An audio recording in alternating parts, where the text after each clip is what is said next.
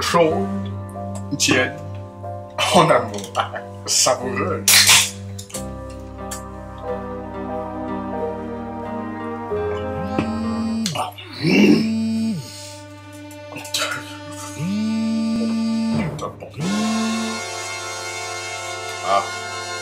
Allô? Bonjour, Madame Mallette. Bonjour. Vous savez très bien pourquoi je vous appelle. Je croyais avoir été clair. Déjà, on arrête de boire. Et puis après, on commence peut-être à travailler, non? Mais j'avance. Je distribue abondamment des dégâts, abondamment, entendez-vous?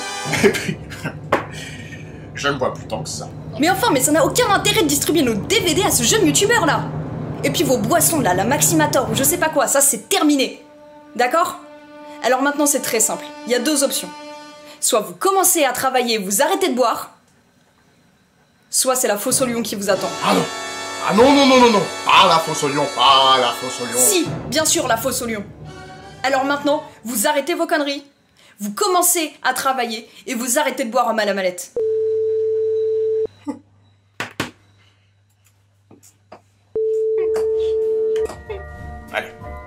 Allez, on se ressaisit. Je vais pas me laisser abattre, ça.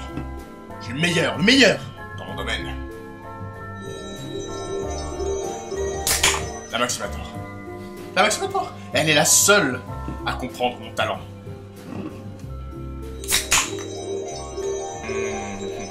Maximator.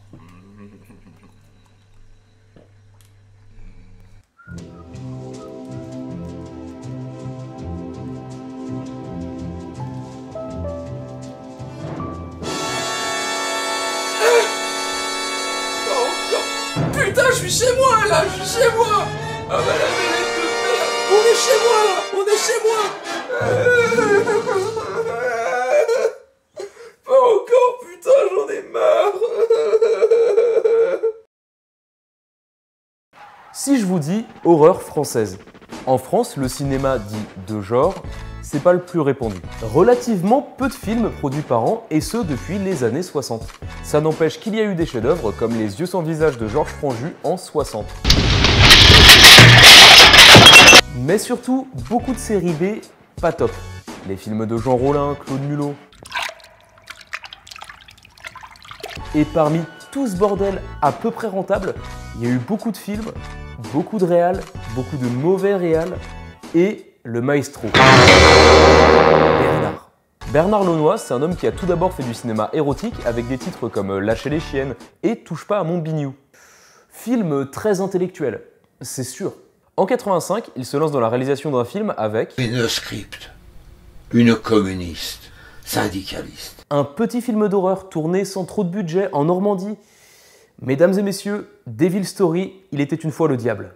Le film commence par une espèce de créature difforme qui sort d'une tente en poussant des grognements. Ok, il y a deux trucs qui vont pas. Enfin non, il n'y a rien qui va là-dedans, mais il y a principalement deux trucs. On dit souvent que le premier plan d'un film, c'est le plus important, c'est celui qui va donner envie au spectateur de voir la suite. Maestro Launois nous livre ici un plan sur une forêt mal composée, suivi d'une tente, et je sais pas vous, mais l'histoire de ce monstre nazi campeur, j'ai envie de la suivre. Il me terrifie déjà, ça me glace le sang. Ensuite, Hitchcock disait que la première séquence d'un film, c'est la plus importante, qu'il faut commencer directement dans l'action, mettre le spectateur dans le bain. Je viens de tomber dans un bain de pisse, ça pue, ça va pas du tout, mais ça s'annonce grandiose. Un nanar grandiose. Merci Maestro Launois. On suit donc un monstre déguisé en SS qui rôde dans la forêt et tue des gens en grognant, et dès qu'il fait un truc, on entend ça.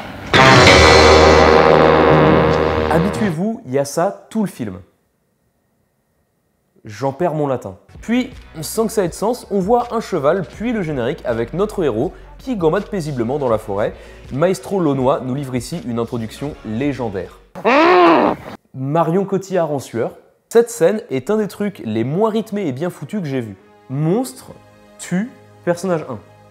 Ça va. Un plan où on le voit arriver, insère sur le couteau qui nique les 180 degrés, deux fois, le mec tombe et meurt, en gros plan, en plan large, zoom sur la blessure, le personnage essuie son couteau, regros plan, il reprend son fusil, remec mort, le monstre s'en va et réinsère sur la statue, puis sur le mec mort pendant bien 5 secondes. Pourquoi c'est aussi laborieux? Le film dure 1h15. Je vous passe les détails, mais Maestro Launois met des images de chats noirs et de montagnes un peu partout. Très beau chat, mais ça suffira pas à faire passer le film. Un couple tombe en panne, la meuf est bizarre. Mes mains! Regarde mes mains! Et il s'arrête dans un hôtel étonnamment bien filmé et un sosie de Jean Gabin, mais celui qu'on trouve à Nose, dit des balivernes incompréhensibles. Et toi, Louise, tu divagues. C'est vrai qu'ils ont des descendants, mais ce ne sont pas des sorciers pour autant. Sans doute, oui. Merci Jean Gabin de Nose. Lorsque la ferme des Trois Chênes a brûlé par une nuit de tempête, sous une pluie diluvienne, c'était aussi des absurdités. Bah, très bonne question. On apprend qu'à l'équinoxe, il y a 2 siècles, des bandits sont venus faire des feux de rocher pour qu'un bateau s'échoue et qu'ils volent la cargaison. Mais un bateau anglais est venu mystérieusement s'échouer. Il y a même des descendants qui ont signé un pacte avec le diable. Et les descendants de ces gens-là sont donc une vieille, le monstre du début, ainsi qu'une mystérieuse fille. Mais non, c'est un garçon qui est né infirme. Ce n'est pas pour cela qu'il est idiot. Alors, globalement, il se passe rien. Mais l'histoire, en gros, c'est le soir de l'équinoxe. Du coup, il se passe des trucs bizarres, notamment un cheval noir qui se balade dans la rue. Et ça serait le diable, apparemment. Et du coup, Jean est décidé à le shooter. Il veut... Ah, quand il était dans son assiette en train de couper son beefsteak, on parlait de cinéma tout de suite. Gabin, mais moi je suis meilleur que lui. Maestro nous livre alors une scène incroyablement forte. Jean va tirer pendant très longtemps au fusil à pompe sur ce cheval sans le toucher une seule fois, quand soudain, on voit presque la main du maestro déplacer lui-même la maquette. J'en perds mes mots. Notre héroïne est sortie de l'hôtel et dort, mais en fait non, elle se retrouve dans la forêt, le cheval continue de faire du bruit, on a bien eu 10 plans sur le bateau dans la falaise, maintenant il y a un sarcophage qui est sorti du bateau, et à l'intérieur il y a une momie. Maestro me surprendra toujours. Dans le mauvais sens du terme. L'héroïne finit par voir le monstre, elle crie, il la regarde comme un genre de chien, il fait presque ouf en levant la papate, mais Jean n'en démord pas. Il tire visiblement dans le vide, mais Maestro a décidé de rajouter au montage des plans du cheval qui ont été filmés à un autre moment pour essayer de faire comme s'il tirait sur le cheval, mais il tire dans le vide quand même. Ça se voit. Ça donne un résultat assez surréaliste et qui dure très longtemps. Trop! J'ai eu le temps de me faire un café. Et de le finir. L'héroïne est enfermée dans un tombeau par le monstre, le cheval fait des trucs, il se passe rien, le monstre se bat avec le cheval. Stop! Maintenant, le monstre pendouille.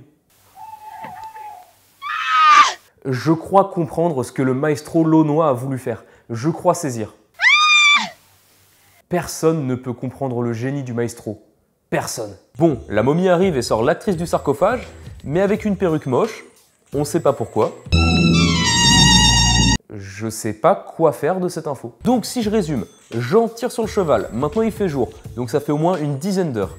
La momie se balade avec l'actrice à perruque. L'actrice normale court et le monstre pendouille, pendant que le chat noir fait des trucs de chat. Là, on est à 10 minutes de la fin, et je comprends toujours pas l'histoire. Mais Maestro, il est au-delà de ça. Il s'en fout.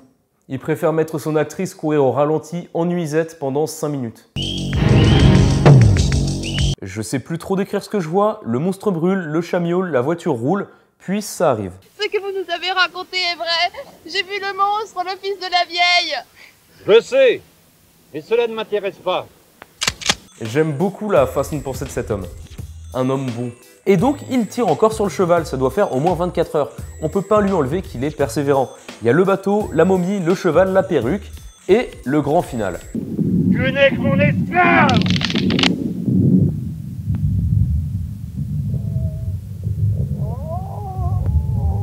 Kubrick a un jour dit que chaque plan d'un film devait être un tableau. Every frame's a painting. Maestro, je vous promets, je vais prendre cette photo, je vais la foutre dans mon décor, c'est magnifique, je veux que ça soit un tableau. Finalement, l'actrice prend le pompe, tire sur le powder, se réveille dans son lit avec le chat noir en dessous. Tout était un rêve? Bah apparemment non, parce qu'il y a de la musique énigmatique, qu'elle ramasse des douilles et que le monstre se rebalade, et c'est terminé. Merci Maestro pour cette contribution au cinéma mondial. Merci. Ce film, Bon, déjà, a pas été très diffusé à l'époque, sauf en VHS, ce qui a permis à Nanarland de le redécouvrir il y a quelques années, puis de le rendre culte avec une sortie DVD. Et, par la même occasion, d'en faire un making-of qui est complémentaire à 100% avec le film. Maestro nous y explique ses méthodes de travail. Je n'avais que 52 minutes, et je le dis dans le film, je me cache pas. J'ai dit j'ai fait comme beaucoup, j'ai tiré sur la pellicule. Ce qui explique pourquoi tout est aussi lent. L'actrice nous explique qu'elle s'est sentie flouée devant le résultat et qu'elle a voulu faire annuler la sortie. Maestro était représentant en cinéma, c'est-à-dire qu'il était dans sa voiture, il faisait le tour de France, il allait dans les provinces, dans les petits cinémas de quartier, il leur donnait des pellicules, reprenait les anciennes, en fait il leur vendait des films pour qu'ils soient diffusés. Et c'est comme ça qu'il a mis un pied dans le cinéma, et comme ça qu'il a commencé à écrire des scénarios et enfin réaliser des chefs-d'œuvre. Ben non, qu'est-ce qu'ils voulaient? C'est des gars de la NPE. Ils voulaient des heures supplémentaires. Ils travaillent que pour ça. Pour ça que le film a été mal foutu. Ce qui explique pourquoi on enchaîne des plans comme ça, avec des plans comme ça. Maestro a raison. C'est ces satanés acteurs qui ont voulu gâcher son film. Puis quand t'es là, j'ai dit tu as un sale animal du diable, j'aurai ta peau, tiens.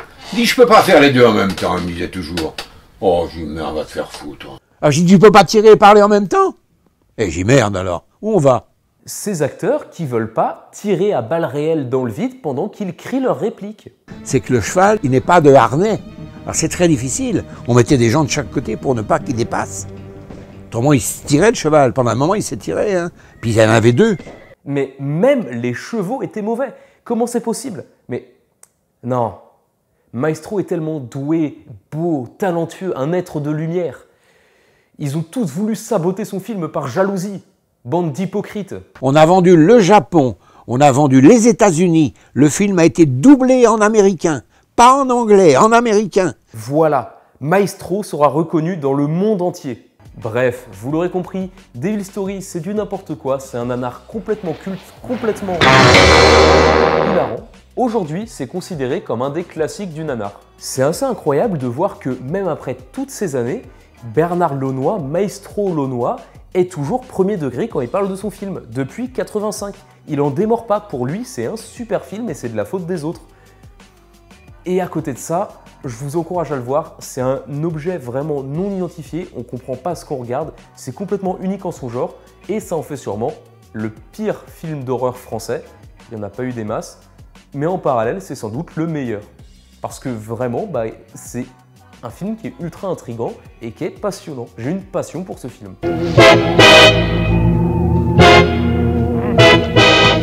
Si la vidéo vous a plu, n'hésitez pas à mettre un pouce bleu et me faire un petit commentaire pour me dire ce que vous avez pensé du film. Ça vous a plu, vous avez envie de le voir, vous l'avez déjà vu, ça me fait toujours plaisir, c'est toujours un plaisir de parler avec vous et de vous lire.